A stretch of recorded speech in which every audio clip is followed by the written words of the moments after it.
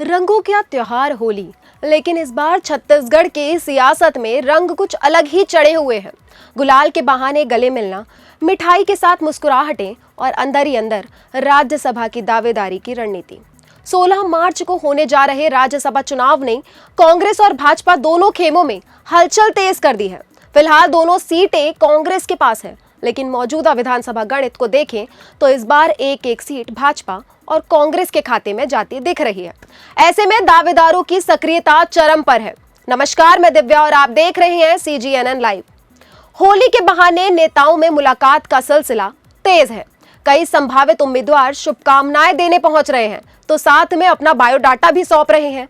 रंग और राजनीति का यह संगम सियासी गलियारों में चर्चा का विषय बना हुआ है।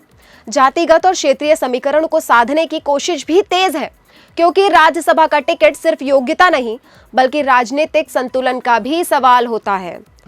चुनावी कार्यक्रम के मुताबिक 16 मार्च को सुबह 9 बजे से शाम 4 बजे तक मतदान होगा और शाम 5 बजे से मतगणना शुरू हो जाएगी। राज्य की 90 सदस्यीय विधानसभा में भाजपा के 54 और कांग्रेस के 35 और गोंडवाना गणतंत्र पार्टी का 1 विधायक है। राज्यसभा चुनाव का फॉर्मूला भी दिलचस्प है। नियम के अनुसार रिक्त सीटों की संख्या में 1 जोड़कर कुल विधायकों की संख्या से भाग दिया जाता है, फिर उसमें 1 जोड़ दिया जाता है।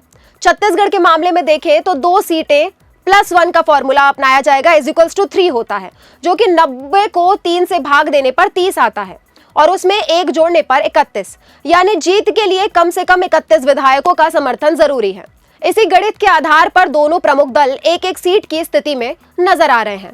मतदान की प्रक्रिया भी खास है। सभी विधायक मतपत्र के जरिए वोट डालेंगे और वरीयता अंकित करने के लिए निर्वाचन अधिकारी द्वारा दिए गए बैंगनी रंग के स्केच पेन ही इस्तेमाल करना होगा। किसी अन्य पेन का उपयोग अमान्य माना जाएगा।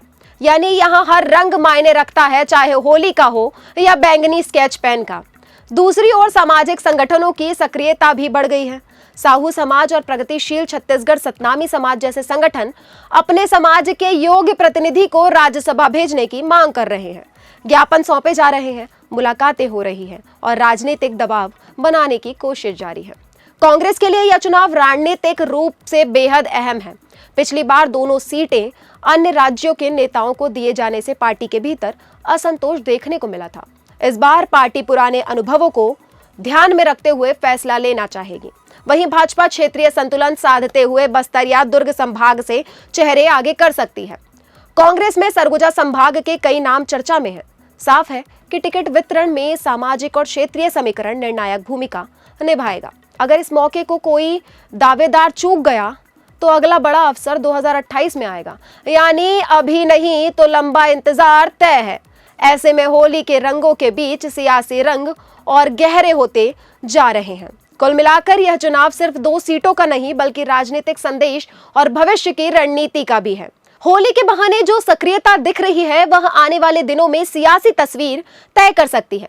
आपकी नजर में किसे मिलनी चाहिए राज्यसभा की टिकट? अपनी राय कमेंट में जरूर लिखें। वीडियो पसंद आया हो तो लाइक करें और शेयर करें। फिर मिलेंगे नई खबर के साथ, तब तक जुड़े रहिए CGNN लाइव के साथ। धन्यवाद।